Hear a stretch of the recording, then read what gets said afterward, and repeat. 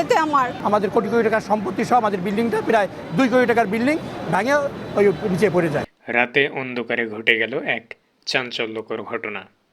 প্রায় 2 কোটি টাকার বিল্ডিং সহ মালামালের ক্ষতি। শোনা যায় আওয়ামী লীগের নেতারা নাকি এই ক্ষতি করে।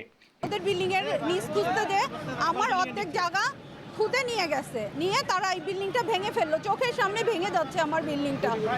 ঘটনাস্থলে যাওয়া হলে নাম উঠে আসে সঞ্জয়, অজয় ও সেলিম।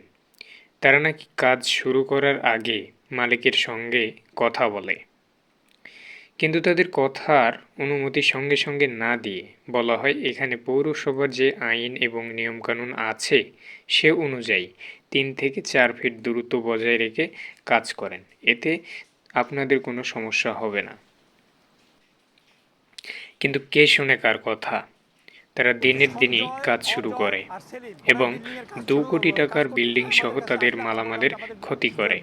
নেমে আসে চরম বিপর্যয়। 3 ফিট দূরে বা 4 ফিট দূরে বিল্ডিংটা করো, কিন্তু ওরা তা না করে গতকালকে থেকে রাত্রেবেলা গভীর অন্ধকারে আমার বিল্ডিং এর নিচে প্রায় 2 ফিট খুঁজে নিচের দিকে চলে আসে। আমাদের কথা না শুনে কাজ করে এবং এখানে আমরা আরএফএল বেস বাইয়ের সাথে আমাদের সবশেষে জবানবন্দির উক্তিতে জানায় তদন্ত এবং আইনের আওতায় তাদেরকে আনা হোক। আমরা এখন ক্ষতিগ্রস্ত। এই বিল্ডিং এর মালিক মনির হাসান মহিলা, মেয়ে মানুষ, এরা এর নিয়ে যে সংসার চলে এইভাবে এরা চলাফেরা করে, এরা ভীষণ ক্ষতিগ্রস্ত হয়ে গেল। আমরা আপনাদের কাছে চাই এটা বিচার।